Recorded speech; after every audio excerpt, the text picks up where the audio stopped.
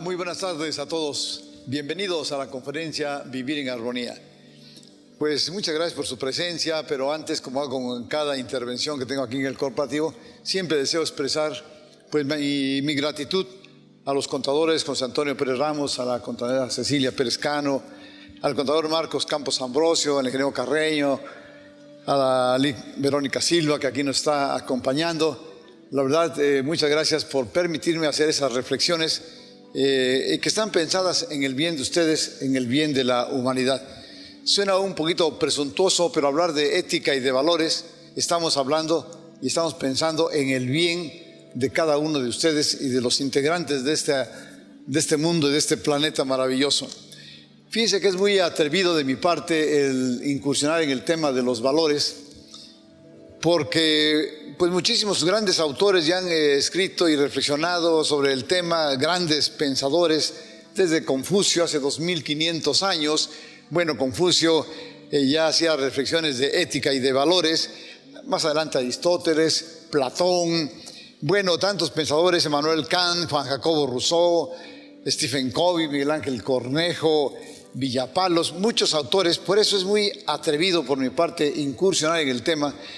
Pero lo hago porque a pesar de mis defectos, de mis limitaciones como persona, desempeñarme por la vida como un pecador estándar, porque algunos piensan que hay que ser un arcángel para brindar una charla sobre valores, y no es así. Todos tenemos defectos, tenemos virtudes, pero a pesar de ser un pretencioso escritor, hago algunas reflexiones, escribo algunas cosas, tengo algún libro sobre los valores, pero soy un apasionado del tema, y a pesar de mis limitaciones, quiero compartirlo el día de hoy, porque yo creo que los años de experiencia que se han ido acumulando en mi persona, pues me encantaría compartirlos con ustedes. Estas canitas pues no están de adorno, y esas arruguitas son una historia que quiero contarles y compartir con ustedes el día de hoy.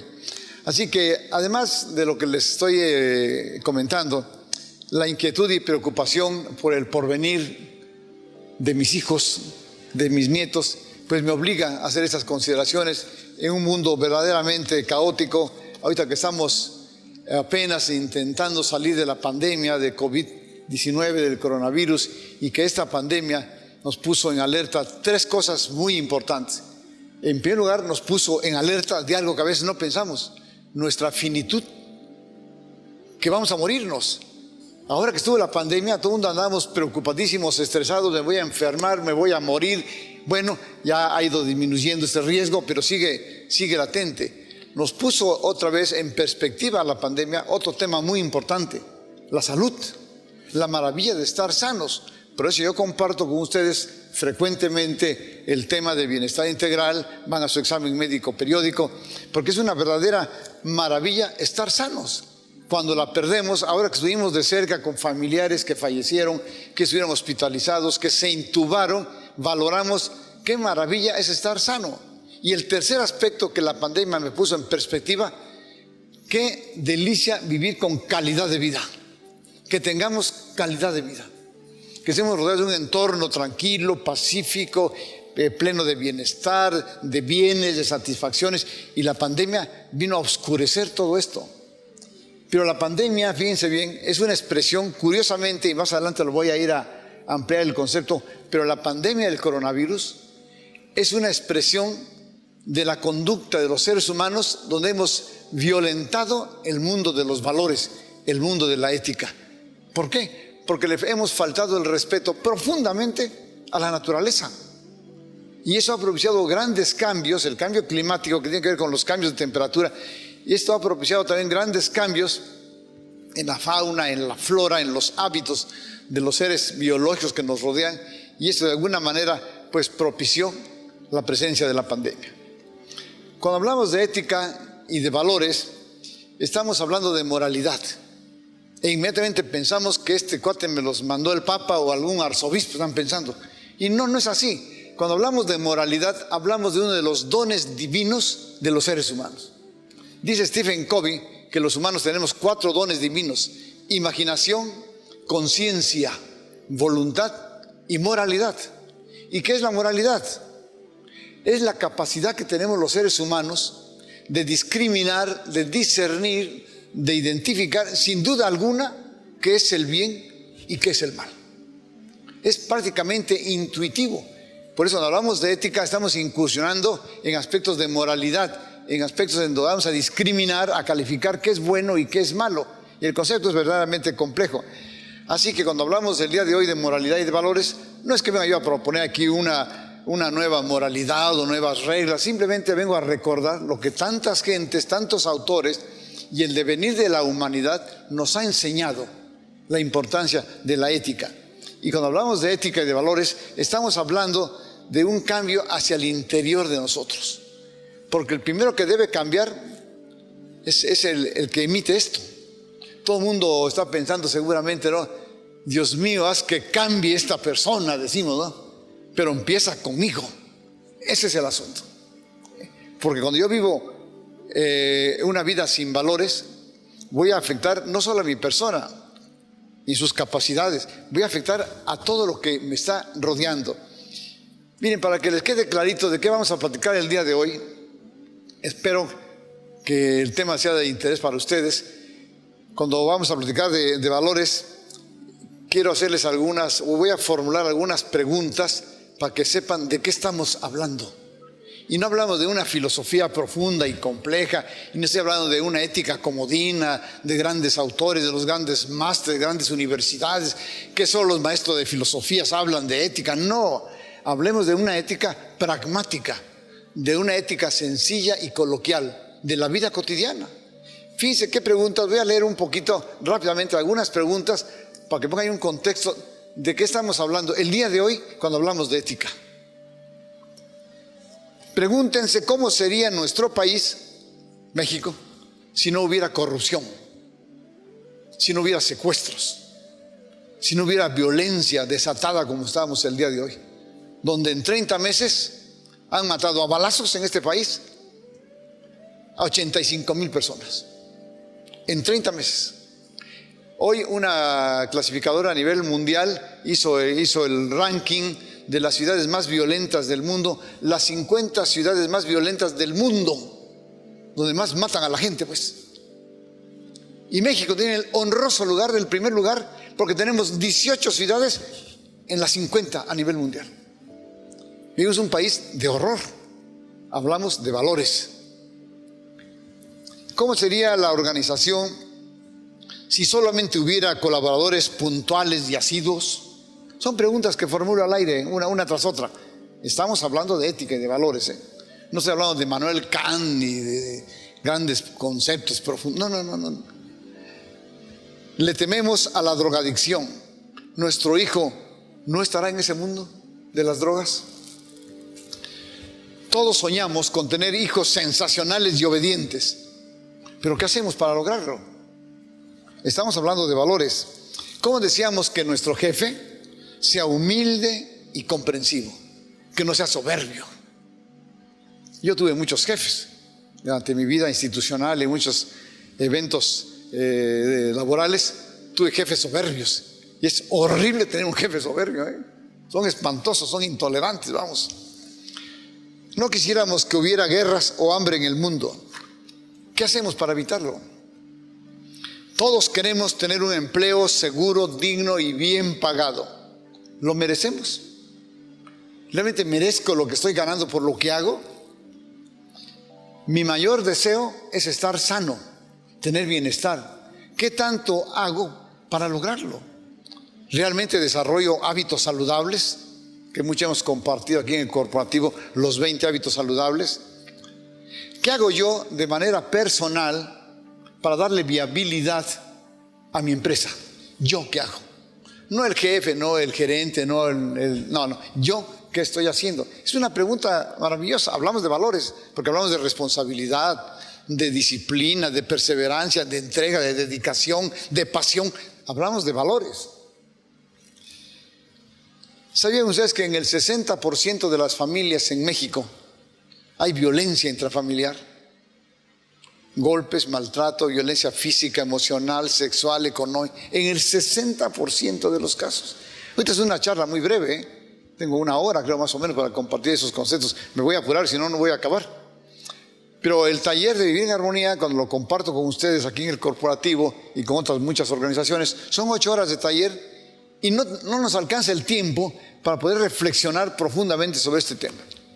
Dicen, oye, es que tu tema, 1 hora va a durar. No, es mucho tiempo. Si tú ves 2 horas el fútbol y 3 horas el box y 4 de pornografía, 1 hora que le dediques a hablar de valores, yo creo que no es un gran problema, ¿no? Vamos. En Cuba, Venezuela, Nicaragua, Rusia, China, no existe la libertad. No hay libertad de expresión, de traslado, de voto, de prosperidad, de elecciones, de comercio. Hablamos del valor maravilloso de la libertad. A diario escuchamos de la ola de secuestros que hay en México. Mi compañero de trabajo no tiene entusiasmo, es abúlico e indolente, flojonote pues, pero siempre pensamos que la culpa es del jefe. Cada uno de esos conceptos, de estas preguntas que formulo aquí al aire una tras otra, es para dejarnos puesto el contexto de que estamos hablando de cosas de la vida cotidiana y hablamos de ética y de valores. Ocurrió el mayor fraude de la historia. Diario escuchamos de grandes eventos fraudulentos a nivel mundial. Mi hija está embarazada, tiene 14 años. ¿Sabían que se venden medicamentos del sector salud en el mercado de abastos? ¿Tratamos dignamente a nuestra trabajadora doméstica? ¿O son de los que les dicen, vamos a ir a Huatulco, ahí te esperas, pero te traemos tus conchitas? Vamos a ir al cine con la familia, te traemos tus palomitas. ¿No se pisará la dignidad de una chica que vive con nosotros en la casa? El rendimiento escolar de mi hijo es pésimo. ¿Soy responsable de ello o será el magisterio? Mi empresa actúa éticamente, tiene o fomenta un código de ética. Mi hijo no deja 1 minuto el teléfono celular. Fíjense cuántos conceptos. Mi suegra es déspota. No, también hay que traer a la suegra aquí al baile, ¿no? Dice que una vez falleció una suegra. Y en ese momento, pues tan difícil, se le acerca el dueño del velatorio, o sea, se acerca con el yerno y le dice, oiga, a su suegra, lo siento mucho su pérdida de su suegra, pero una pregunta importante, ¿la enterramos o la incineramos? Y dice el yerno, las 2 cosas, no corramos riesgos. No, pobre suegra, no es cierto. No, hay suegras verdaderamente maravillosas. Déjeme iniciar la charla con un concepto que se me hace extraordinario. Para lo que escuchemos el día de hoy en esta humilde y modesta charla, lo convirtamos en acciones, en actos perceptibles. Y dice Rubén Marín en un librazo maravilloso que se llama Los Otros Días, que está ahí en la imagen. Es un libro extraordinario. Dice el doctor Rubén Marín, el día de hoy no hemos venido a tener una simple conversación. Hemos venido a poner los cimientos de la acción, porque las palabras no son más que aire que se deshace al viento. El acto, la acción, es el pensamiento cristalizado. Es decir, es el pensamiento útil, es el pensamiento que deja de ser esencia vana para coagularse en logro. Ese es un concepto verdaderamente maravilloso. ¿Y esto qué significa? Significa simplemente que nuestros pensamientos, nuestras ideas, las convirtamos en actos ostensibles, que podamos percibirlos, que podamos verlos, sentirlos, palparlos. Es como ocurre, yo siempre lo comento, es muy simpático, pero es muy bueno cuando ocurre la famosísima cena de Año Nuevo, ¿no? A las 12 de la noche del 31 de diciembre, todo mundo brindamos, levantamos la copa, bueno, nos abrazamos. ¿Y qué hacemos? Prometemos. Es la noche de las promesas incumplidas, por cierto. Esas son las ideas bonitas, ¿no? Las ideas. Y esa noche, a las 12 de la noche, le decimos a nuestra pareja, mi vida, te prometo que a partir de hoy te voy a ser fiel. Ay, gracias mi vida, gracias mi cielo, qué buena gente a todo dar, ¿no? Y a los 6 meses ya le puso el cuerno seguramente, ¿no? O la consabida frase del 31 de diciembre, a partir de mañana comienzo mi programa de acondicionamiento físico. Mañana comienzo a trotar. El 100% hace esa promesa el 31 de diciembre. Y al otro día, o a los 2 días, el Parque Juárez o el Llano o el Parque Deportivo está pletórico de trotadores. Hasta se atropellan, parece marcha del magisterio. Pero a la semana siguiente ya van unos cuantos nada más. Y a la otra semana va uno solo a las 5 de la mañana. Y se va llegando a su casa seguramente. Nos cuesta mucho trabajo convertir las ideas, convertir los pensamientos, convertir esos conocimientos en actos, en acciones útiles. Es el pensamiento útil. Así que entonces para ello es importante, entonces, como el día de hoy es un momento muy discreto, muy pequeño, es muy poquito tiempo, pero es un momento de renovación y vamos a intentar renovarnos para que tengamos múltiples pensamientos. Si tengo muchas ideas basadas en muchos pensamientos y basados en ¿qué? En la información, voy a estar renovando. Algo muy importante, la actitud de cada uno de nosotros, nuestra actitud, nuestra forma de percibir la realidad que tenemos enfrente de nosotros, nuestra actitud depende de nuestra información. Si con ese concepto se lo llevan el día de hoy, ya me doy por satisfecho. La actitud depende de la información. Es verdaderamente fundamental. Porque si yo soy informado, tengo un mejor manejo neuronal, tengo de dónde asirme para construir mentalmente. Todo depende de la información. ¿Cuál es su actitud? Siempre digo, ante el cambio climático. Pues va a depender de tu información. Si estás bien informado y ya leíste a Al Gore y su verdad incómoda, pues estás inquieto, preocupado, eres parte de un grupo ambientalista seguramente, ¿no? Pero si no tienes ninguna información del cambio climático, que es un gravísimo problema, por cierto, pues no te preocupa, no te interesa, no haces nada, no participas, no ayudas, no cuidas el agua, no manejas tu basura, etc. ¿Cuál es tu actitud ante la nutrición? Depende de tu información. ¿Cuál es tu actitud ante la política? Depende de la información. Es fundamental. Por ello es tan importante el concepto de capacitación permanente. Por eso las empresas exitosas como MRCI tienen una habilidad extraordinaria para capacitar permanentemente a sus colaboradores.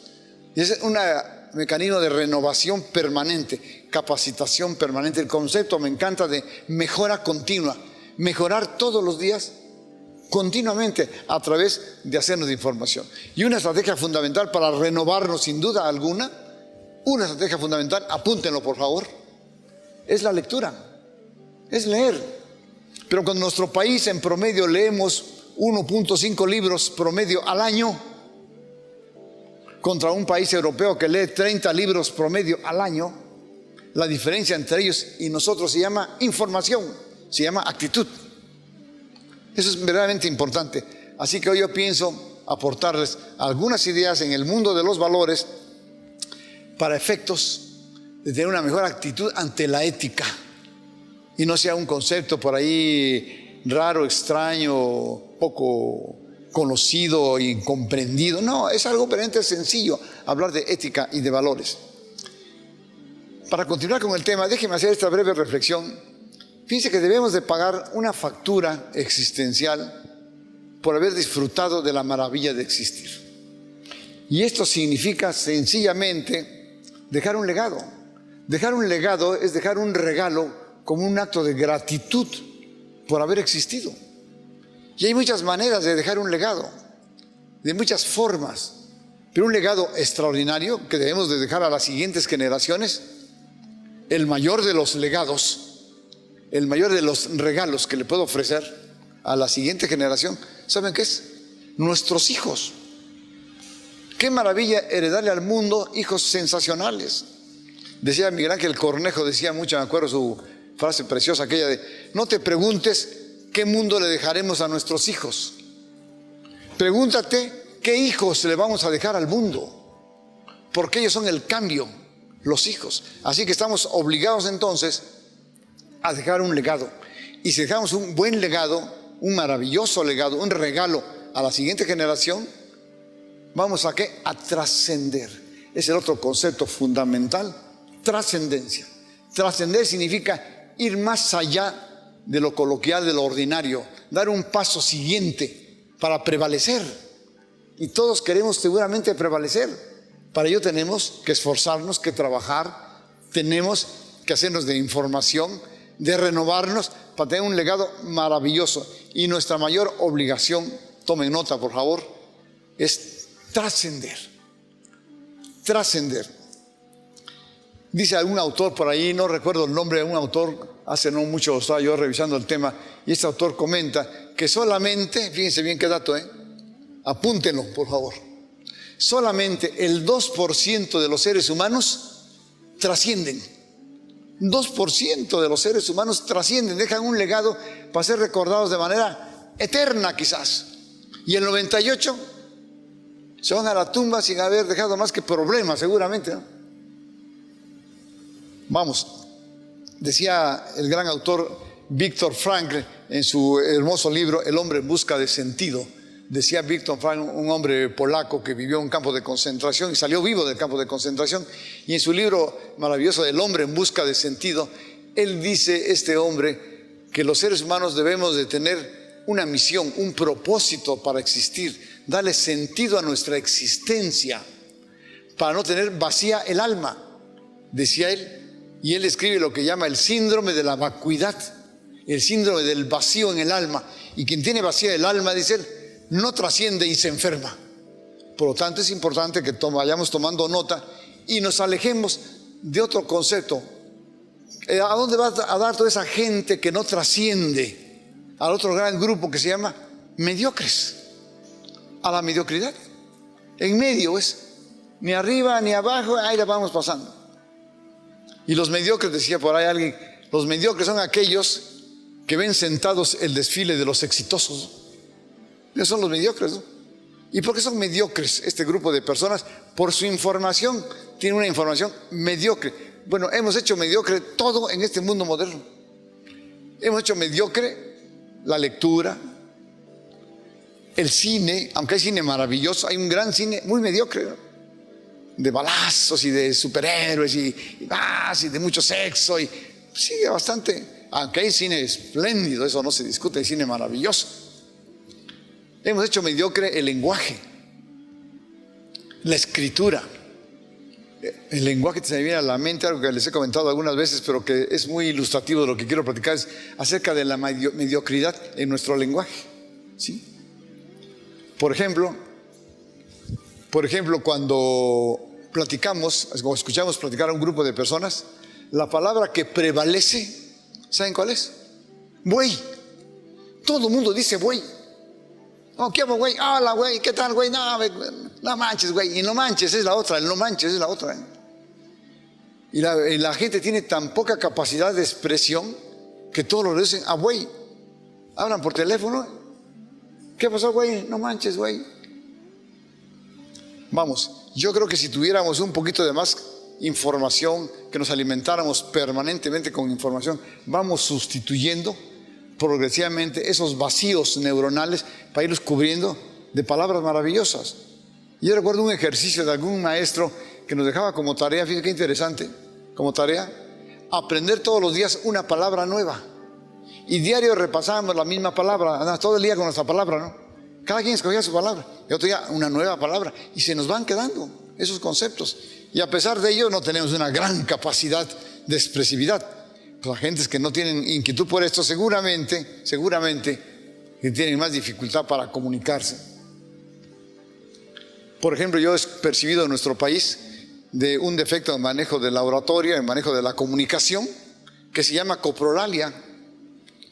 Coprolalia. ¿Saben qué es la coprolalia? Copros, excremento. Hablar, lenguaje. Hablar como con excremento en la boca, eso significa coprolalia. Decir groserías, vulgaridades, peladeces, malas palabras. Ahorita en las campañas electorales, no. Se han adornado los coprolálicos, pues. Son los políticos que nos van a gobernar con coprolalia. Una alcaldesa, una aspirante a una alcaldía en la Ciudad de México, ayer la entrevistaron y se emocionó y hizo referencia a otra política y le mentó la madre a placer, pues. A placer, no creo que se contuvo. Chin, voy muchas veces. ¿Qué es eso? Dicen. ¿Qué calidad de políticos son esos? los que van a educar a nuestros niños, los que van a guiar nuestras políticas económicas para ser prósperos, con ese lenguaje, con esos sentimientos tan terribles. Vamos. Y todo lo que aquí les comento, lo podemos lograr, porque tenemos una enorme capacidad de hacer lo que se nos ocurra. Fuimos dotados de maravillosas capacidades, de toda índole, auditivas, visuales, táctiles, gustativas, neurológicas, de movimiento. Tenemos inteligencia, tenemos imaginación, creatividad. ¡Wow! Tenemos un potencial enorme para lograr lo que querramos. Y los tenemos verdaderamente subutilizados, todos estos conceptos. Los tenemos subutilizados. Yo recuerdo mucho como algo alusivo que en el 2004 la doctora Linda B. Buck y el doctor Richard Axel, dos científicos americanos, obtuvieron el Premio Nobel de Medicina en el 2004 porque descubrieron que los humanos somos capaces de oler, de discriminar 10,000 olores diferentes. Es una enorme capacidad de oler. Vivimos de aromas y no nos damos cuenta porque no ponemos atención a este sentido. Ahora con la pandemia, que muchos pacientes tuvieron anosmia, que perdieron su capacidad de oler, fue terrible. Un familiar muy cerquita de mí estuvo con anosmia como unos 2 meses más o menos. Tuvo una anosmia, la imposibilidad de discriminar los olores, como 2 meses. Y me decía: oiga, qué terrible es esto. No disfruto la comida, no disfruto nada, un perfume, no, es horrendo vivir sin él. Tenemos que perderlo. Yo recuerdo como una experiencia ahí de mi infancia. No vayan a hacer porque eso sí me enoja un poquito, pero también tuve infancia, aunque no lo crean. Y ahí en mi infancia, mi padre, que era ferrocarrilero, voy a ser muy breve, operaba su máquina de vapor, esas que alimentaban con leña, que alimentaban con excremento de animales. Y mi padre se iba en su máquina de vapor, iba ahí por Cuicatlán a Tehuacán, retornaba y llegaba a la casa de ustedes en la madrugada, después de horas, un día completo de trabajar, y llegaba a mi casa, no sé por qué siempre llegaba en la madrugada, y nos despertaba: ya llegué, decía, ya llegué. Y todo el mundo ahí: papá, sí, miren lo que les traje. Y mi papá se nos acercaba y nos abrazaba. Y mi papá no olía mal, apestaba. Olía a carbón, a excremento, olía horrible mi papá. Y dice: les traje unos mangos de Manila, decía. Y ahí íbamos todos ahí somnolientos y nos ponía en la mesa una caja de mangos de Manila así hermosísimos. Y nos hacía comer un mango de Manila a esa hora. Y ese aroma del mango de Manila, que es una delicia, ese aroma tan especial del mango de Manila, se me quedó grabado. ¿Por qué? Porque un día fui al mercado, porque me mandan al mercado de vez en cuando. Fui al mercado hace unos años y estoy comprando unos mangos de Manila. Es una coincidencia, unos mangos de Manila, pues compro unos mangos. Qué delicia. Se acerca un hombre menesteroso, un hombre muy pobre, un pordiosero, a pedir su limosna. Se me acerca mucho el hombre y me dice: una ayuda. Cuando me volteé aquí, muy cerquita de mí, el hombre olía como mi papá, apestaba. Y el olor de ese hombre y los mangos de Manila se fusionaron. Y era mi padre. Yo todavía lo abracé al hombre. Eso fue hace unos años que lo abracé y decía: es papá, pues. Vivimos de aromas. Pero bueno, aquí voy a platicarles muchísimas cosas, pero creo que la naturaleza misma, el Dios de su preferencia, o la misma evolución, nos dotó de esa enorme capacidad que tenemos, sobre todo una enorme capacidad de orden neuronal.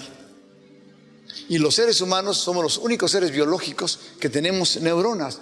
Bueno, algunos otros seres tienen unas cuantas por ahí, ¿no?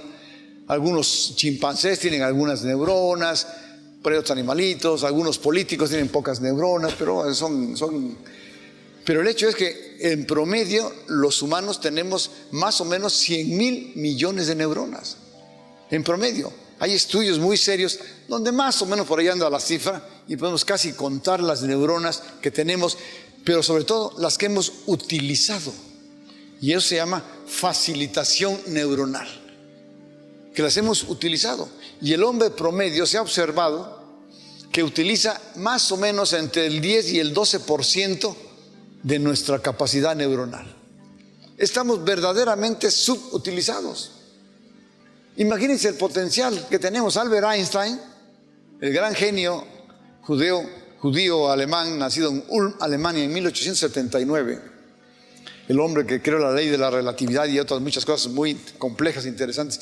Este hombre, cuando murió, hay por ahí una historia, no sé si una leyenda urbana o sea realmente real, pero hay varias cosas al respecto de que él donó su cerebro cuando falleció, para que fuera estudiado su cerebro. Él lo donó, su cerebro. Y en la universidad, en un museo en Princeton, está su cerebro con los cortes de los estudios que se le hicieron a Albert Einstein. Él lo donó. Ahí me cayó medio mal cuando donó su cerebro. Dije, qué soberbio, qué chocante, ¿no? A estar pensando, ¿por qué seré tan listo? Y esos son tan brutos, ha de haber pensado seguramente, ¿no? Porque ¿cómo lo va a donar para que fuera estudiado, ¿no? Lo donó, se estudió, y más o menos se estima que Albert Einstein había utilizado aproximadamente el 15% de su capacidad neuronal. Un ordinario, un humano normalón, 10%. Albert Einstein, el 15%, imagínense. Y fue el genio que fue. Una verdadera maravilla. Así que tienen todo el potencial, tienen toda la capacidad para lograr lo que aquí vamos a platicar. Para instalarse profundamente en el mundo de los valores, en el mundo de la ética, y que transformen este planeta. Necesitamos que ustedes siembren esa semilla de los valores. Y ahorita van a ver, les voy a poner aquí así rápidamente por qué es tan importante hablar de valores. Déjenme mostrarles esta figura, esta imagen, donde les quiero compartir una rápida metáfora sobre la montaña de la vida. Yo concibo a la vida como una montaña. Imagínense una metáfora, la vida es una montaña, donde ahí en la cima, en la cumbre, ahí están los exitosos, las personas que están profundamente realizadas. Y ahí en el valle, allá al fondo en el valle, están los mediocres.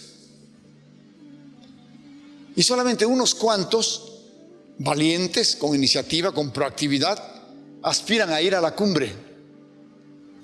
Y se enfilan y comienza el ascenso a la cumbre, el ascenso a la realización personal, a llegar a la cima. Para subir a la cumbre tenemos, como una montaña física, es lo mismo, tenemos que estar perfectamente preparados, entrenados, acondicionados. Igualmente, para subir a la montaña de la vida hay que prepararnos para llegar a la cima. Imagínense que lo logren, estar en la cima de la montaña. Pónganse a pensar que llegaron, el esfuerzo enorme que hicieron. Los flojos, los que no se instalan en la cultura del trabajo, del esfuerzo, como muchos políticos ahí que andan por ahí de parásitos nada más. Esos son prósperos, mas no están realizados, son prósperos, se hacen de dinero, pero no están profundamente realizados. Imagínense que ustedes que lleguen a la cima, después de este enorme esfuerzo, se encumbran, respiran profundamente y se acerca otro exitoso que ya estaba allá arriba. Bienvenido al mundo de los exitosos. Hola, mucho gusto, soy fulano de tales. Y ahorita no podemos saludarnos por la pandemia, pero de puñito, ¿no? Y comienzan a platicar y le dice a aquel exitoso que ya había llegado con anterioridad: oye, ¿y tu esposa no vino contigo? No, dice, ven, dice, mira, ¿ves ahí en el valle una que está ahí de rojito, está allá abajo, la de rojito? Esa es mi esposa, dice. Eso se llama divorcio. Y por eso nos divorciamos, porque estamos en estratos diferentes las parejas, uno u otro. Hay que subir juntos. Esos son los objetivos de una pareja, que en el noviazgo se conozcan para que se tomen de la mano y comiencen a ascender a la montaña del éxito como pareja y llegar juntos a la cima. Eso es maravilloso. ¿Esas parejas se van a divorciar? Claro que no. Porque además, para llegar a la cima de la montaña, tenemos que irnos haciendo de asirse, de tomarse, ayudándose con herramientas para ir subiendo, y esas herramientas se llaman valores.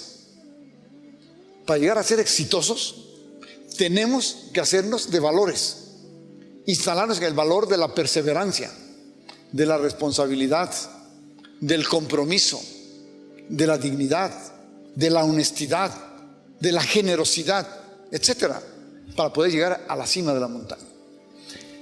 Poco a poco los voy llevando, lentamente los estoy llevando, para que ustedes conozcan la montaña de la vida y que podemos llegar, porque tienen el potencial para hacerlo.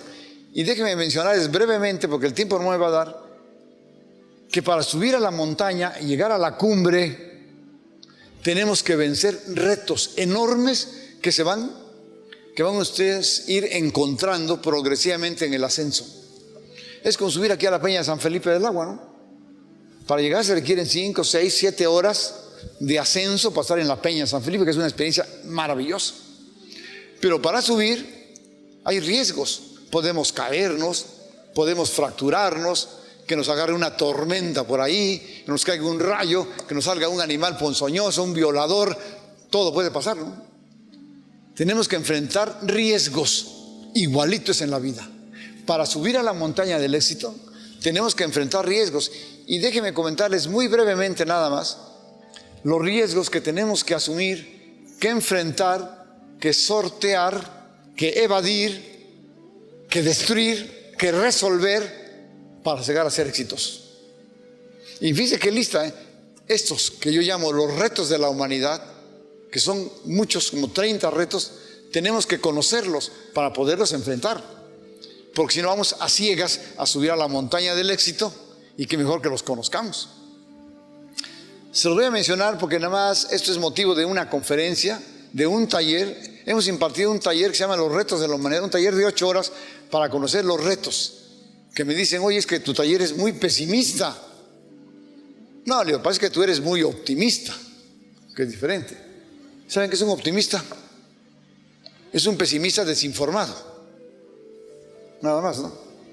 Se hacen de información y se pasan al club de los pesimistas. No, es que no hay que ser ni pesimistas ni optimistas. Hay que ser realistas. Y lo que yo les voy a compartir está basado en datos duros, datos durísimos. No especulaciones personales y me dijo mi comadre y dicen los del partido. No. Datos durísimos. 85,000 muertos en 30 meses. Son datos durísimos. Ahí están los muertos. Ahí están sus cientos de familiares, de sus huérfanos, de sus viudas, de sus padres. De 85,000 que mataron a balazos en 30 meses. Son datos duros. Eso no los inventé yo. Les menciono nada más rapidísimo los retos que tenemos que enfrentar para ser exitosos, para que los conozcan. Los invito a que los revisen con detalle, con finura. Váyanse después a fondo. Esa es una charla muy breve, muy rápida. Creo que casi voy a acabar y voy apenas empezando. Por ejemplo, el reto del crecimiento demográfico. Qué reto, qué problema mayúsculo es. Actualmente somos cerca ya de los 8,000 millones de habitantes, 7,800 millones de habitantes en el planeta Tierra. Lo terrible es cuando yo le pregunto a la gente, ¿cuánta gente vive en el planeta Tierra? Casi nadie sabe. Ustedes ya lo saben porque ya se los dije, ¿no? Pero casi nadie lo sabe, es impresionante. ¿Cuánta gente vive o habita México? ¿No conoces la población de México? Pili, a ver.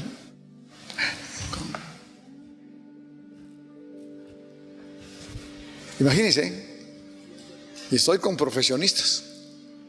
Vamos, la actitud nace de la información.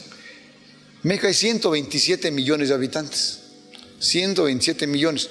La India tiene 1,300 millones de habitantes. China, 1,400 millones de habitantes. ¿Saben cuántos niños nacen todos los días en el mundo? 300,000 niños nacen diario. Diario. Que hay que alimentar. Más adelante escuelas, salud, empleo, contaminación ambiental. Tenemos que crear una nueva actitud y para poder vivir tantos humanos en este planeta que está limitado, que tiene límites. O sea, este planeta no es infinito, que aquí podamos vivir un día 100,000 millones. Claro que no. Tiene un límite.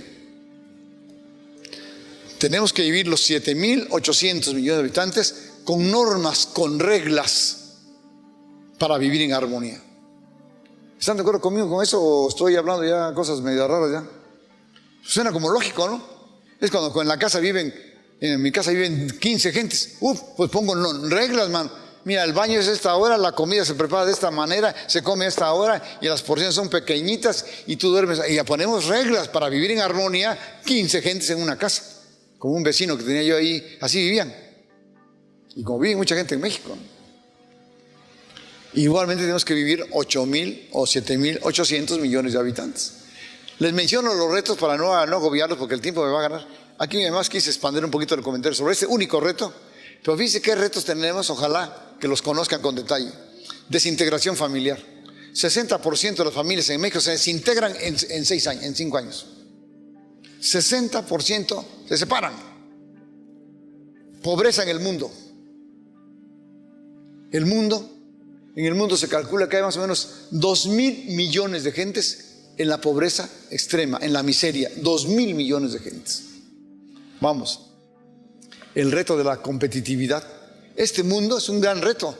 Tenemos que ser competitivos en lo que hagamos en la vida para sobrevivir. Ser competitivos en la profesión que desarrollamos. Tener competencias. Estar preparados, informados. Ser competitivos en el ámbito laboral.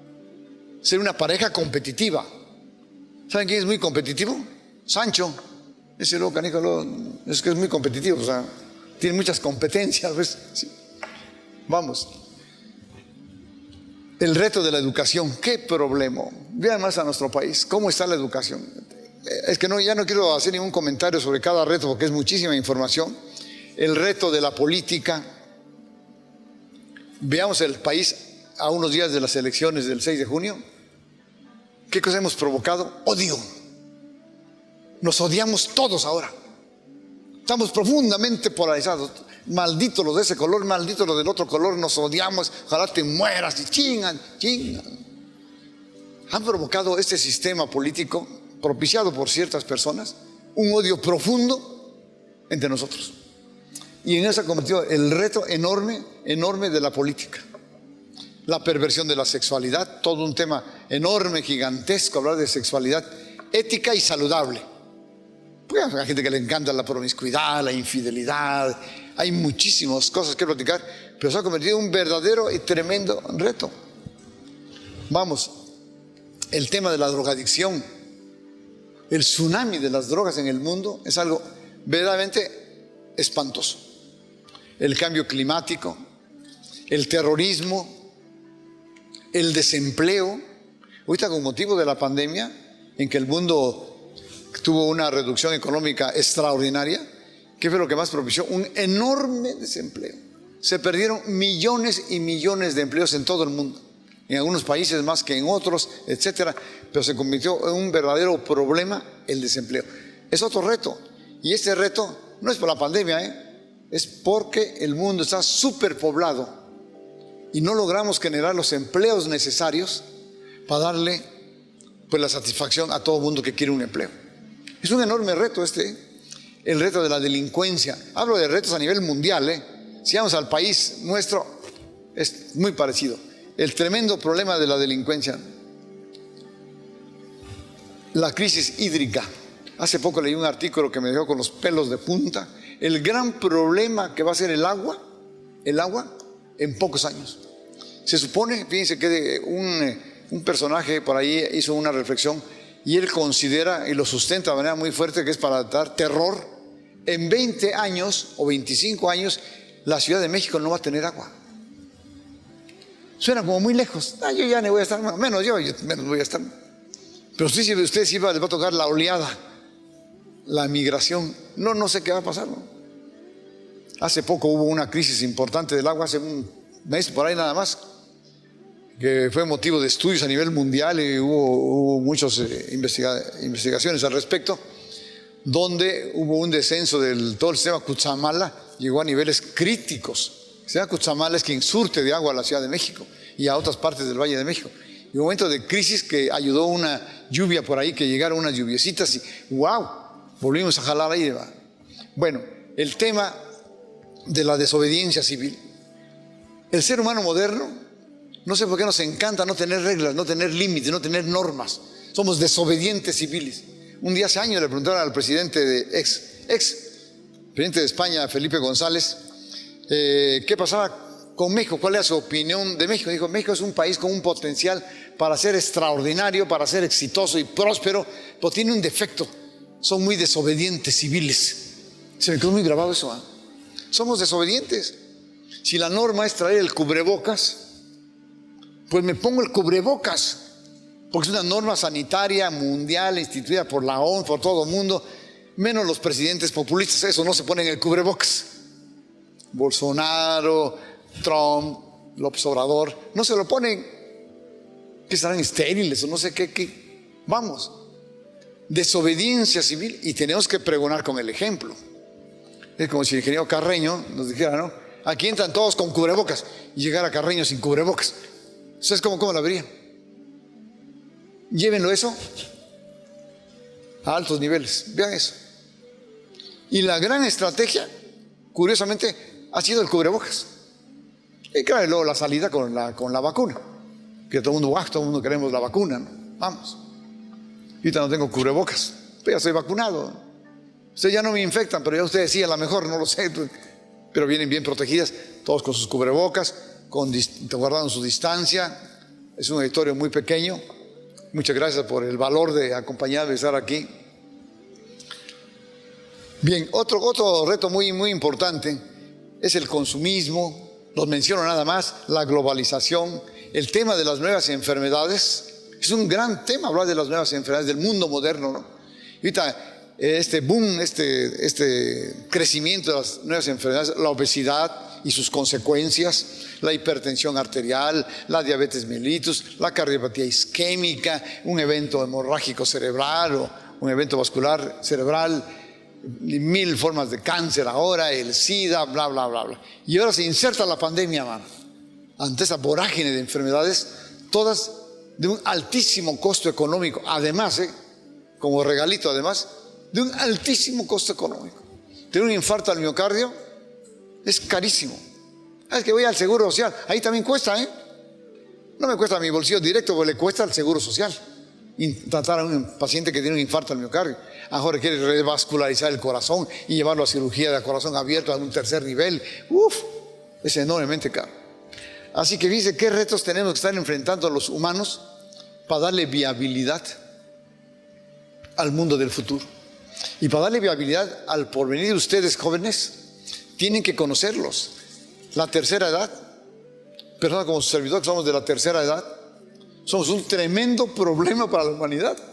Vamos a ser más o menos también como 2.000 millones de seres humanos que estamos en la tercera edad, que requieren manejo médico, que requieren pensiones, apoyo familiar, comprensión. ¿En qué vivimos muchos? En la soledad, en el abandono, en la pobreza. Es un tremendísimo reto. La tercera edad, reto para la humanidad. Las guerras, las marchas, los bloqueos de las calles, es un reto mundial, Todo el mundo bloquea todo. Es increíble, diario hay bloqueos en cualquier parte del planeta. Y en México más, y en Oaxaca, campeones. Aquí acabamos con la economía bloqueando las calles. Vean cómo está ahorita Chiapas y Tuxtla Gutiérrez con los normalistas de ayer y antier, que con un vandalismo impresionante. Es una zona de guerra. Es que a mí me das lo que pido, si no te destruyo. Vamos, violencia social. El tema de la violencia social, ¿no? Y todo eso todos esos retos que les estoy aquí comentando, el anonimato, el manejo de la basura, todo ello está derivado de la ausencia de valores. Fundamentalmente de ausencia de valores.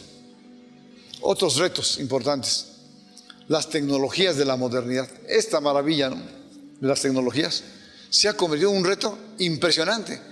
Nadie niega las cosas positivas de las tecnologías, tiene cosas verdaderamente interesantes. Sería impensable vivir ahora sin internet o sin el teléfono celular. Pero hay muchas consecuencias que ahorita es motivo de una charla. Yo aquí la he impartido, una charla de 2-3 horas, que se llama Las tecnologías de la modernidad, con una perspectiva de riesgo, donde hablamos de temas como divorcio cibernético, como hijos apegados al teléfono celular. Hay algo que se llama nomofobia. Es un concepto ya técnico médico que se llama nomofobia. Y la nomofobia es la adicción enfermiza a los equipos. Acá hay muchísimo que comentar. La gente ya vienen a la mente ideas, pero ya ni las voy a compartir. Más les dejo planteado el tema de los retos de la humanidad, ¿sí? El enorme riesgo de la ingeniería genética, clonación. Es un tremendo problema ese, ¿eh? Reducción de los recursos naturales. Otro asunto tremendo. Diario devastamos miles de hectáreas de bosques. Diario. En la Amazonia, la zona de la Amazonia brasileña y peruana, es una devastación espantosa. Pero dice el ese Bolsonaro, el ese populista de ahí, que no le interesa, que no es un tema para él de importancia. Cuando es el pulmón del mundo, es la Amazonia. Vamos, fíjense qué temas. Bueno, gobiernos populistas y tiránicos cada día están proliferando más, pero va de la mano de la desinformación de la gente. Cada día hay más gobiernos que están subiendo o gente populista llegando al poder, porque hay mucha gente desinformada. Y de eso están aprovechando, engañando, mintiendo y empobreciendo a los países. Y al final, esos gobiernos populistas, con dictadores populistas, empobrecen a su país. Todos lo han hecho. Le puede leer la lista de países, todo.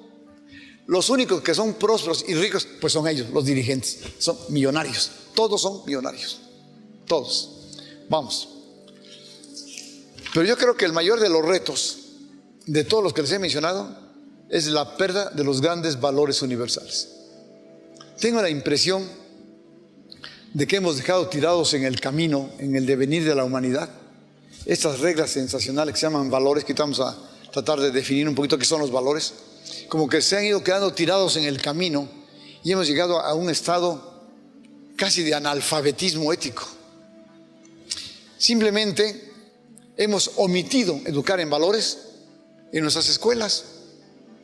Todavía cuando yo estaba en la primaria, en la secundaria, ya había escuelas. Me acuerdo que muchos hablaban de ética en el aspecto más sencillo, más coloquial. Nos hablaban de civismo, de conceptos interesantes, de amor a la familia, amor a la patria, respeto al ciudadano, respeto por las personas de la tercera edad, etcétera. Vamos. Pero yo siento que esto se ha ido incrementando. Una pérdida progresiva. Cada día vamos informando más a la gente de aspectos técnicos, pero no la estamos formando, que son cosas diferentes, que ahorita les voy a aclarar un poquito de esto. Qué importante es el mundo de los valores. Ahí me dicen mis hijas, oye papá, ¿y tú por qué tanto nos hablas de valores? ¿Por qué todos los días valores? ¿Por qué tanto nos hablas de valores? Hija, le digo, por dos cosas. Por dos sencillas cosas, apúntenlo, y son por dos cosas. Uno, para que no sufras. Y dos, para que no jodas. Claro, una chica que se embaraza de 14 años, ¿va a sufrir o no va a sufrir? Va a sufrir lo indecible, Cuando tenga 24 años, es una joven de 24 años, pero es una vieja casada. Ya tiene 10 años de casada. Si se casó, si encontró una pareja sensacional y responsable, y dijo, wow, no, la mayoría, adiós. Va a sufrir muchísimo y va a joder. ¿Sí o no? ¿Ustedes qué piensan? Dice Pilar, ¿usted tiene una niña, una jovencita? Si se embarazara, ¿usted cree que va a sufrir?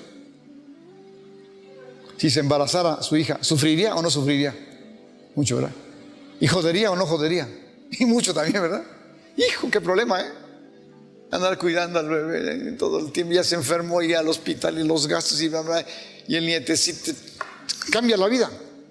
Cuando hay un proceso evolutivo, yo creo que dentro de las instancias de la normalidad para lograrlo, pues, qué importante es vivir con valores. Vamos, para llegar entonces a la cumbre del éxito, allí a la cima de la montaña de la vida y alcanzar la plenitud existencial, la profunda realización, hay dos caminos para subir.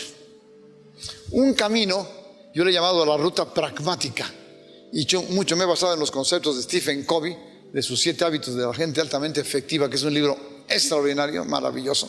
40 millones de libros vendidos. Y se me quedó mucho el concepto de la ruta pragmática. Y decía Covey que esa obsesión por la imagen, las técnicas, los arreglos, la imagen pública, la superación falsa, la publicidad, y yo llego a la cumbre engañando, mintiendo, tirando al que va delante de mí, pero yo llego. Esa es una ruta pragmática, y mucha gente llega, pero yo creo que no llegan a la plenitud existencial, llegan a la prosperidad.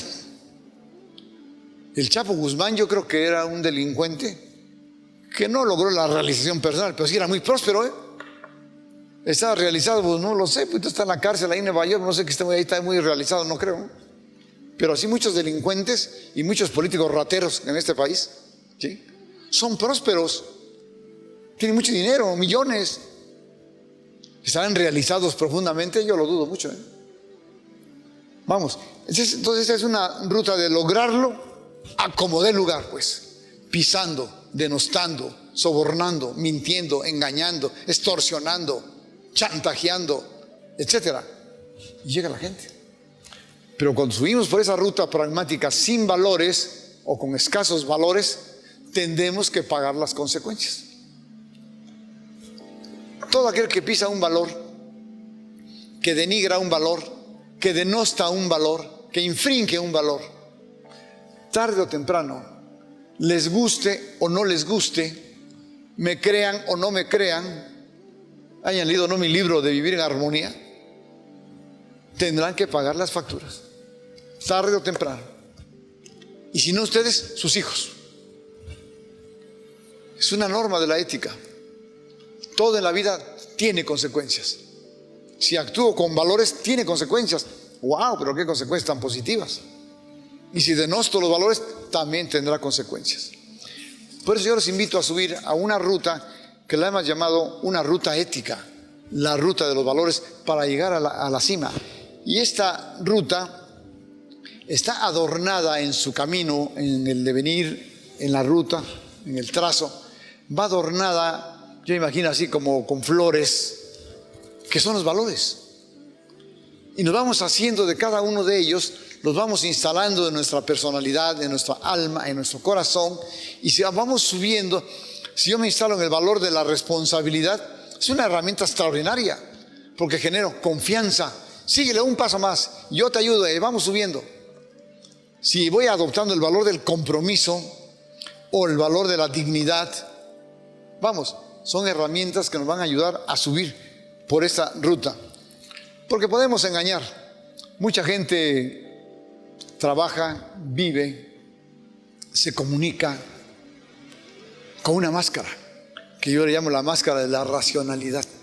Porque a todo el mundo nos encanta que nos aplaudan, que digan, oye, eres muy puntual, Ay, nos sentimos bien, ¿no? Que digan, oye, eres muy comprometido con lo que haces. Nos encanta que nos digan que somos éticos, ¿o no es cierto? ¿O me equivoco? A todos nos encanta eso, que nos den reconocimiento, que nos reconozcan nuestras capacidades, nuestras virtudes. Todo mundo nos encanta tener reconocimiento, ¿o no es cierto? Es como cuando en el fútbol, ¿no?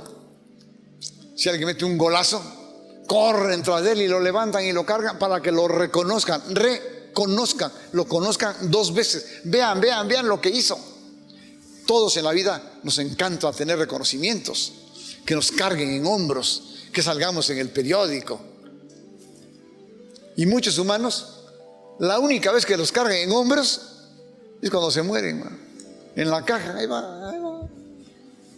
Para que reconozcan, ya se murió, ¿qué hizo? Nada, vino a fregar nada más. Vamos. Entonces esta ruta ética es una ruta donde los seres humanos somos originales, somos sinceros, porque estamos enriquecidos de valores. Y en la ruta pragmática muchos suben con la máscara de la racionalidad, de dar la apariencia de ser razonables, para que vayan siendo reconocidos mientras ascienden. ¿Sí me explico? Pero en el fondo son de una hipocresía brutal, como muchos políticos de ahora, hipócritas totalmente, con una máscara de bondad, una sonrisa, abrazan hacia los demás. a los niños y están pensando en cómo se llevan las arcas de la alcaldía, ¿no? Esa es la ruta ética. Hay un concepto, para que les ilustre un poquito más lo que estoy aquí comentando. Mire, ustedes son lo que son, fracasados, mediocres, exitosos, no lo sé porque no los conozco realmente, pero son lo que son porque piensan como piensan. Y piensan como piensan por la información que tienen. Oiga, yo quiero ser diferente, pues piensa diferente. ¿Cómo? Hazte de nueva información. La importancia de la renovación, de renovarnos, de capacitarnos permanentemente, de leer permanentemente. Es que yo quiero cambiar. Pues cambia tu información o incrementa tu información, mejora tu información. Pues siempre lees lo mismo, el mismo librito que te dijeron que leas tal documentito y ese que siempre lees, pues no vas a tener una variedad de información. Decía Albert Einstein, decía, locura es hacer lo mismo todos los días, una y otra vez y esperar resultados diferentes. Me encanta ese concepto de Einstein, ¿eh? Eso están locos. Quiero ser exitoso haciendo lo mismo todos los días. Pues no se puede. Tienes que renovarte todos los días para ser diferente y tengas una actitud verdaderamente diferente. Vamos. Y vamos a llegar a un concepto importante. Vamos a llegar entonces ya al mundo de los valores, al mundo de las herramientas de la ruta ética, de la ruta funcional. La ruta de la admiración y del reconocimiento, la ruta de los valores. Yo me imagino, imagínense ustedes por ahí, es una metáfora, imagínense ustedes al hombre de Nardental, ¿no? Hace 200, 300 mil años. Pues era un hombre muy antiguo, me imagino que iba ahí con su mechudota, porque era antiguo, pero no era tonto, pues traía su mechudota, ¿no? Él era un mechudote también, y su mechudito, ¿no? Y allí iban los Nardental, ¿no? Llegan a algún paraje por ahí, me imagino, ahí al sur de Europa, al sur de Francia, por ahí anduvieron, encontraron una cuevita y se pusieron a vivir en la cuevita. Felices ahí los tres Nardental, papá, mamá y el bebé. Y ahí días después llegó otro nuevo Nardental y encontró una cuevita junto a la cuevita de estos primeros. Y se puso a vivir aquel solterón, que era solterón, ¿no? Y un día sale la Nardental a barrer el patio, y está barriendo el patio allá afuera de su cueva, ¿no? Y sale el otro Nardental, se asoma y... ¡ay, hijo! Está buenísimo. Y le echó unos ojotes a la Nardental, ¿no? En eso se asomó la pareja, pues, ¡ay! Se dio cuenta de la mirada libidinosa del vecino, pues. Se da uno cuenta, se da uno cuenta, Y aquel que agarra su macana, que sale, que pinta una raya entre las dos cuevitas, puso una raya, man. Y le dijo al vecino, te pasas la raya y te mato. Y sentó las bases del respeto, fíjense. Se creó el valor del respeto. ¿Sí? Y tú, cuidadito, las bases de la fidelidad, ¿no? Y se fueron creando, llegaron más Nardentals, se fueron creando otros valores. Empezó a haber ya competencia. Bueno, había el valor del compromiso, el valor de la responsabilidad, etc. Y ahí se fueron diseñando esas reglas que desde hace 2500 años, Confucio, el gran filósofo chino, Confucio, que sentó la base del confucianismo, hasta la fecha existe el confucianismo como tal. Él dijo hace 2500 años, la única salida que tiene la humanidad es vivir con reglas claras que se llaman valores. Porque cada día seremos más y más seres humanos y cada día habrá menos y menos recursos. Eso lo dijo Confucio hace 2500 años. ¿Tendrá vigencia al día de hoy? Absolutamente no. Absolutamente no. Emmanuel Kant, este gran filósofo, este hombre de la ilustración, del racionalismo, él fue de los primeros pensadores o filósofos que sentaron las bases de una ética más comprensiva, una ética más pragmática, un poco más útil. Es de los grandes fundadores de la ética. Y él decía que la moral, la ética, que decir los valores, dependen de la razón, porque antes dependían mucho de la divinidad. Durante muchos años, este hombre que vivió 1800, por ahí más o menos, ¿sí?, iba emergiendo la humanidad del oscurantismo religioso de 1000 años, donde todo estaba derivado y sustentado en la religión, básicamente la religión católica durante esa época. En esa época hasta los finales del 1500 y tantos que llegó el Renacimiento, pero todo estaba basado en la religiosidad. Y Immanuel Kant es de los primeros pensadores que dicen: la moral depende de la razón, de la inteligencia, de la información, no tanto de la religiosidad. Y así se fueron construyendo muchas disciplinas filosóficas. Por ejemplo, las religiones toman valores universales, los instalan en sus propuestas religiosas para darle sustento y solidez a la religión. Por ejemplo, la Biblia de la religión judeo-cristiana, ¿de qué habla? De valores, del perdón, de la comprensión, del amor, ¿sí? El Islam, el mundo musulmán, en su Corán, el Corán del mundo musulmán, ¿de qué habla? De valores. Ustedes ojean el Corán de los musulmanes, habla de valores. O el brahmanismo hindú, o el shintoísmo japonés, y más el confucianismo, el Tao, hablan todos ellos de valores.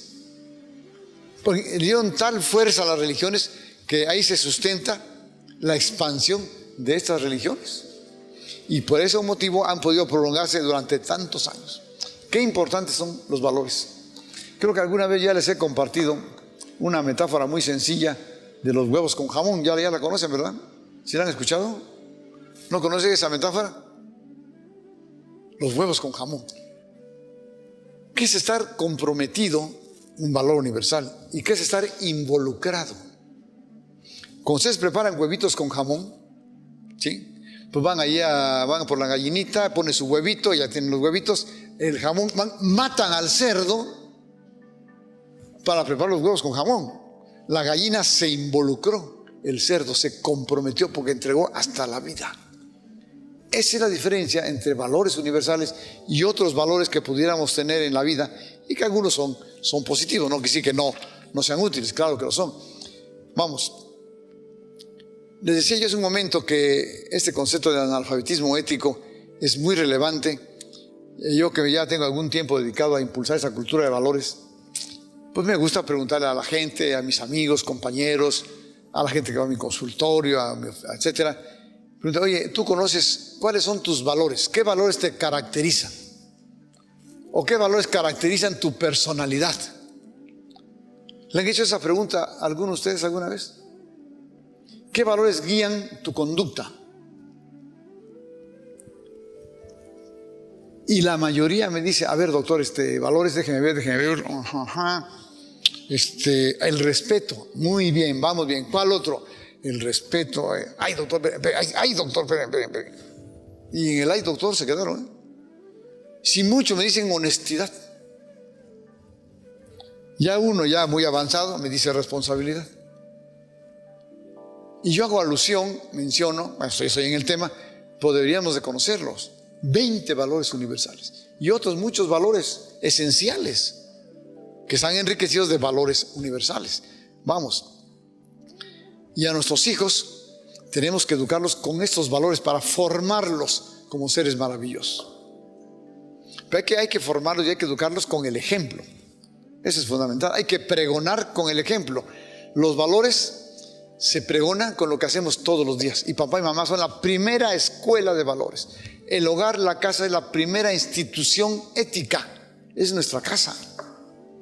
Pues si papá llega borrachote, mentándole la madre a medio mundo, y le pone un golpazo a la señora, jamás se interesa por las tareas de los chicos, anda con otra pareja, bueno, mil cosas. Imagínense el mensaje formativo que le mandan a los chicos. Y la segunda escuela de valores es la escuela. El kinder, la primaria, la secundaria, la preparatoria, la licenciatura. Y yo siempre les pregunto a los auditores, así que son a ustedes muy grandes, les pregunto: ¿a cuántos de ustedes les hablaron de valores en su familia, en su casa o en su escuela? A casi nadie. A casi nadie. De un tema tan importante cuando hablamos todos los días de antivalores. Que la vecina ya le dio una tunda al marido, que entraron a robarle al otro vecino, que la hija ya se escapó con el novio, que el político se robó. Hablamos de antivalores todos los días y no vamos al meollo del asunto, a educar en valores. Vamos. Los valores son guías filosóficas. Son guías que controlan y regulan la conducta humana. Son verdades profundas e indiscutibles. Y fueron creadas desde que el hombre puso sus piecitos en la tierra y se convirtió en un verdadero Homo sapiens. Son pautas a seguir por los seres humanos razonables y con una actitud de compartir la vida, de vivir en armonía muchos seres humanos. Esos son los valores, aunque son conceptos filosóficos un poquito subjetivos, pero a diario los tocamos. A diario los tocamos. Yo me acuerdo mucho que en una escuela primaria, rápido les platico porque es una experiencia interesante, hace muchos años en una escuela donde afuera de la escuela decía, aquí educamos en valores, decía la escuela, ¿no? No, aquí inscribo a mis hijos. Dije, no, pues esta escuelona, ¿no? Bueno, llegó el Día de las Madres, el festejo de las madres, pues llegué con mi esposa, con mi niña, esa fue una niña chiquita en esa época, unos 8 años por ahí, y fuimos al festejo de las madres. Bueno, y comenzó ahí la fiesta, la música. Yo esperaba unos bailables, ¿no? Que era lo de siempre, ¿no? Unos poemas a la madre y luego unos canapés, ¿no? Yo iba básicamente por los canapés, pero bueno, no hubo nada de eso, sino llegó un cómico alburero, grosero, pelafustán, a contar cuentos groserísimos, majadería y media, albureándose con las mamás ahí. Bueno, el director de la escuela se moría de risa, los maestros se carcajeaban, las mamás muertas de risa. ¿Qué es esto? Dije. El Día de las Madres trajeron un cómico alburero a educar en valores. En esta escuela que dice aquí educamos en valores. ¡Qué incongruencia! Fíjense qué incongruencia. Y bueno, los valores son tan importantes que son reconocidos en forma universal. Son planteamientos filosóficos que son como columnas que sostienen las relaciones de los seres humanos. Son perennes, son permanentes, son eternos, son incuestionables, son indiscutibles. Pues son valores universales. Todos los países los adoptan. Se cuestionan algunos matices, algunos agregan otros valores que les convienen, pero hay 20 que para mí son universales. ¿Qué país en el planeta Tierra me puede decir que no cree en el valor de la honestidad? Ninguno. Más, ese eslogan de políticos, se adornan los políticos con los valores. Ahora que sea gobernador seremos honestos y nadie robará nada en mi gobierno. Y todo mundo, ¡ay! Porque está hablando de valores y nos llama la atención. Oye, qué padre, vamos a tener un gobernador honesto. ¡Qué barbaridad! Y me comprometo con el pueblo. El valor del compromiso. Te prometo que te cumplo lo que te estoy diciendo. ¿Sí? Y entrego hasta la sangre y mi vida si es necesario. ¡Wow! Por eso son admirables los mensajes de los políticos, ¿no? Que hablan de valores. Y una incongruencia infinita. Porque vean, el país no tiene resultados. De nada. De nada. Vamos. Los valores tienen mucho que ver con nuestro crecimiento personal. Quien es responsable es porque quiere ser mejor en la vida. ¿No es cierto? Quien es comprometido con todo lo que hace es porque desea superarse. Quien es disciplinado es porque quiere ser reconocido, porque pretende una mejora, un ascenso. O sea, los valores van hasta en un beneficio de orden personal y también colectivo, evidentemente, ¿no? El que es disciplinado se mantiene en el puesto. Seguramente va a tener un ascenso, una mejora de sueldo, no lo sé.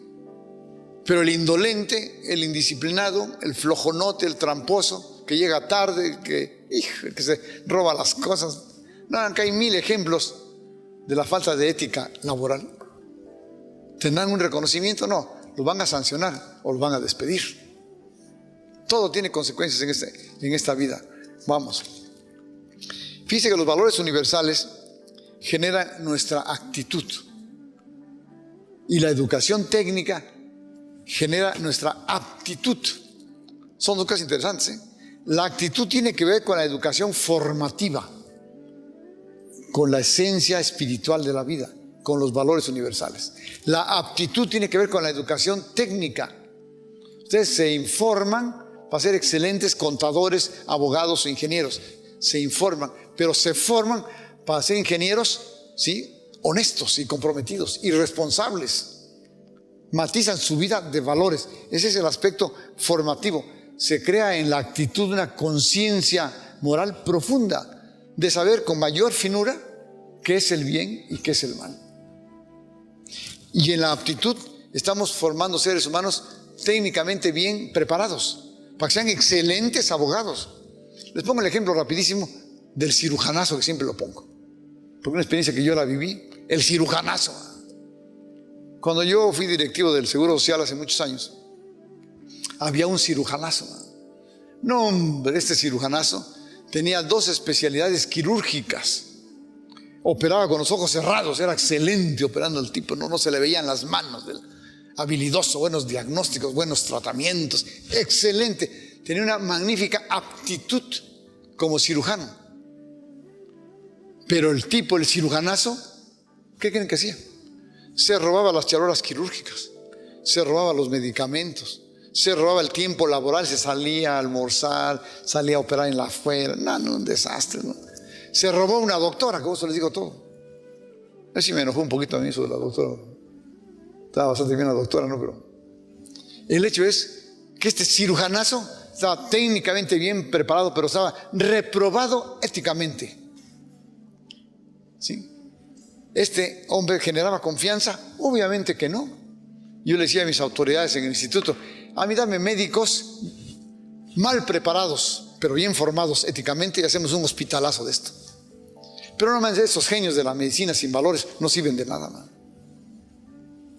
Por eso yo soy muy agradecido con MRCI, que tiene mucho tiempo impulsando esta cultura de valores, porque está forjando una empresa más ética, más confiable, y su prevalencia lo demuestra. Su presencia en el mercado, sus éxitos de toda índole, su personal capacitado. Pero aquí se fomenta una cultura ética permanentemente. Yo soy muy agradecido, profundamente agradecido con la institución por haberme confiado a mí esta tarea de impulsar la cultura de valores desde hace ya, ahora sí, ya muchos años. Yo soy muy orgulloso de ello, ¿no? Porque me ha obligado a que yo me tenga que renovar frecuentemente. Y está así pensando qué novedad tengo con el cartel, qué novedad tengo con la charla, qué aporto, vamos, muchas cosas. La maravilla de estarse formando. Por lo tanto, hablar de valores significa finalmente cambiar de adentro hacia afuera. Es cambiar nuestro interior para dar una mejor cara, y no una máscara, sino una cara de originalidad ética. Y por aquí les voy a mostrar lo que yo considero los valores universales. Hemos revisado desde hace muchos años de manera exhaustiva pues muchos textos sobre filosofía y ética, muchas experiencias laborales, muchas cuestiones de todo orden, y a partir de esa experiencia acumulada fui destacando la presencia o fui seleccionando finalmente la existencia de 20 valores universales. Lo he revisado y revisado el tema, y leo, acabo ayer, antier compré otro libro de ética sensacional que está hermosísimo, ya empecé a ojear y wow, bueno, vamos, interesante, ¿no? Pero todavía no logran convencerme de incorporar otro valor universal a esos 20 que yo les propongo. Ahí están ustedes la imagen. Esos son los 20 valores que yo he seleccionado como tales. Ahí podemos observar que yo considero que es un valor universal: la honestidad, la dignidad, la integridad, el respeto, la libertad. Bueno, para hacerlo más coloquial, imaginen, levanten su manita, ¿quiénes de ustedes tienen pareja? De cualquier sexo, eso no importa. ¿Usted no tiene pareja? Las felicito. ¿Tú sí tienes también? Sí. ¿No? Muy bien. Imaginen a su pareja, ustedes que tienen pareja, y si no la tienen, pues imagínenselo, sería sensacional. Imagínense a su pareja que es profundamente honesta. Ahorita cierren, cuando hago o realizo el taller, digo, a ver, cierren sus ojitos. Sueñen con su pareja, imagínense aquí a su pareja. Bueno, algunos no querrán ni creo que ni cerrarlos, pero bueno, el hecho es que imaginen, cierren los ojitos. Imaginen a su pareja 100% honesta, incapaz de tomar un centavo de su cartera, pues. Qué maravilla, ¿no? Imaginen a su pareja 100% digna, absolutamente íntegra, respetuosa, libre, justa, comprometida. Su esposa es responsable, es fiel, comprensiva, disciplinada, servicial, es leal, afectuosa. ¡Qué maravilla! Su pareja es sincera, puntual, humilde, perseverante, sabe perdonar y es bondadosa. Imagínense, qué maravilla, ¿no? Imagínensela. Si conocen una así, me la presentan, porque ando buscando una así más o menos. Pero qué maravilla, porque estos valores que generan una personalidad de su pareja absolutamente confiable. El término al final de esta charla es, y la palabra más importante de esta charla es confianza. ¿Cómo obtengo la confianza de mi colaborador? Checa su lista de valores. Fíjate cómo actúa en función a los valores. Fíjate cómo se comporta desde el punto de vista ético. Vamos. Los valores universales trascienden la cultura y la geografía. Trascienden las fronteras. Yo diría que trascienden los planetas. Vamos. Hay otros valores que no son universales, aunque son el resultado de actuar en valores. Por ejemplo, el amor. No es un valor, es un resultado de vivir con valores. La calidad, el concepto de calidad que mucho aquí marcamos en el corporativo, calidad en los procesos. Al final de todo, es valores. ¿Por qué quiero que tengamos calidad? ¿O cómo logro la calidad? Siendo asiduos, siendo disciplinados, estando comprometidos con el proyecto de la empresa, siendo muy responsables con ella, vamos, siendo puntuales, siendo humildes. Porque soy humilde, me capacito permanentemente. Los soberbios no se capacitan. Qué curioso, ¿eh? Vamos. Los valores son intemporales, no cambian, son indiscutibles, son manifiestos. La gente que vive con valores que son originales, revelan sus valores en su conducta. Claro, hay muchos que usan la máscara de la racionalidad y aparentan vivir con valores, aunque en el fondo sean unos perversos. Vamos. Así que entonces, conozcan esos conceptos como la valentía, el liderazgo, la cortesía, el humanismo. Son conceptos maravillosos, muy valiosos, claro, pero no son valores universales, porque ellos pueden estar enriquecidos de uno o varios de esos valores universales. Vamos. El resultado finalmente se llama confianza. La confianza no es un valor, es el resultado de actuar con una conducta ética, con una conducta predecible. Es maravilloso el convivir con personas con valores. Cuando uno se ha reunido con un grupo de personas o de amigos, estamos platicando con ellos, hacemos la clasificación. Mi amigo Juanito, qué valioso es, ¿eh? Este amigo, no, yo no confío mucho en él, ¿eh? Este es bien mentiroso, mano. Aquel, excelente. Más voy a ir a su casa a saludarlo. Clasificamos a la gente desde el punto de vista ético. Y sin saberlo, sin haber oído una charla de ética, hacemos una clasificación. Con la pareja, se supone que la clasificamos para elegirla. A ver, este es el bueno. Uy, mira qué cantidad de valores. Que por cierto les comento que las parejas, o en el noviazgo, al inicio de la relación de pareja, todos tienen una máscara de racionalidad. Todos son guapos, para empezar guapos, o hermosísimos. Todos son maravillosos, generosos, dadivosos, son afectuosos, responsables. Todas las parejas al principio son sensacionales. ¿O no es cierto? ¿O me equivoco? Todo el mundo llega con su mascarota de racionalidad. Son una sonrisa, educados, muy decentes. Se saludan con mucho cariño. Señor, muy buenas tardes. Vengo a ver a su hija. Hijo de paz, pasan. Pero pasa el tiempo y la rutina mata. La rutina mata las relaciones. Y comienza a bajar el nivel de intensidad pasional y comienzan a aflorar los antivalores y comienzan a quitarse la máscara. y aparece la genuina personalidad. Yo tengo por ahí en uno de mis libros una reflexión, que ustedes ya la conocen, que se llama Las reglas de las adolescentes para elegir a su aspirante a novio. ¿Cómo lo ven? Que si las cumplieran sería sensacional. Elegirían a una pareja, a un novio extraordinario. Pero son 15 reglas. Vamos. La solución definitivamente para vivir con valores y hacer este profundo cambio que pretendo exponer es educación. Pero educación en valores. Educación técnica, bienvenida, adelante. Sigan las escuelas de medicina, de ingeniería, de leyes, de conducta. No, adelante. Las tecnologías. Claro. Qué maravilla ser un genial contador, pero ético.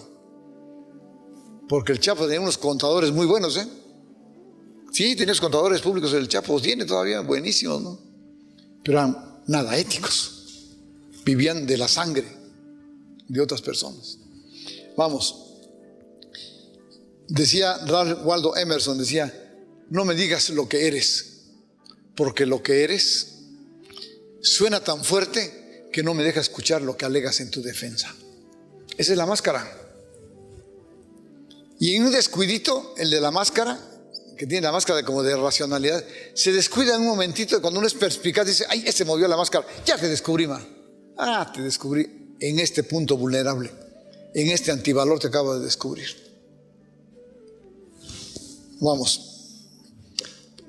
Yo creo que para educar en valores tenemos 3 nichos importantes.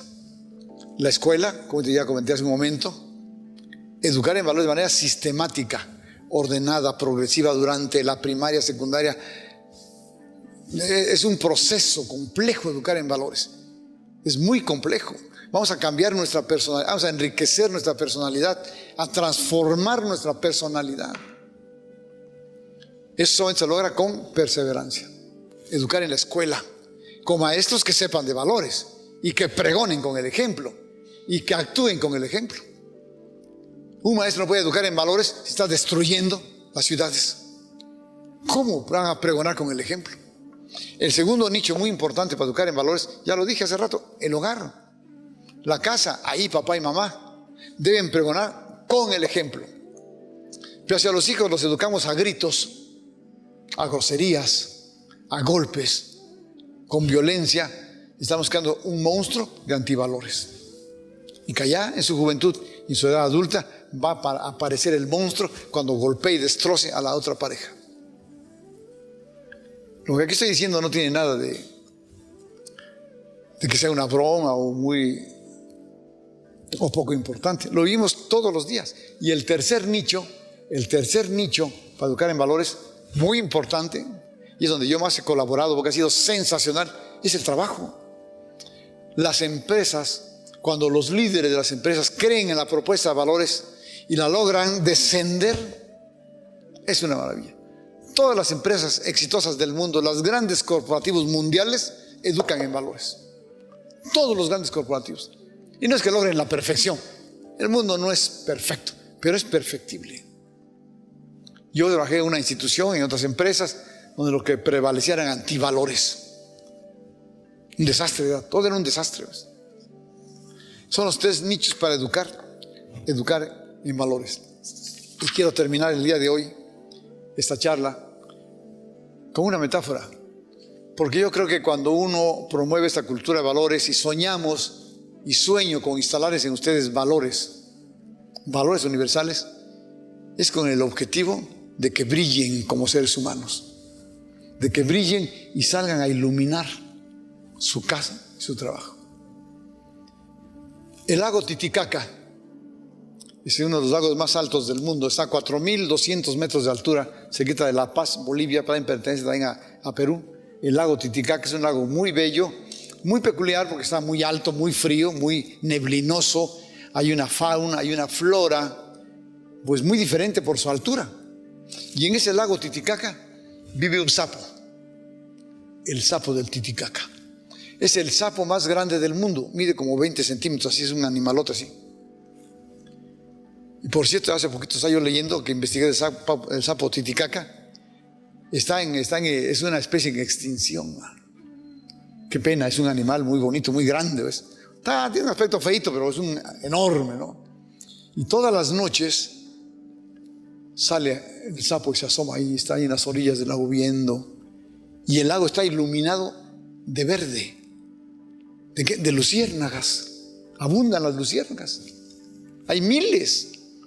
Y una noche sale el sapo y andan las luciérnagas y brinca y captura una. ¡Chan! Captura una luciérnaga y la tiene aquí en su mano. Y comienza a abrir la mano. Y ahí está la pobre luciérnaga asustadísima, ¿no? Y le dice la luciérnaga: sapito, ¿pero por qué me vas a matar? No es porque brillas, imbécil.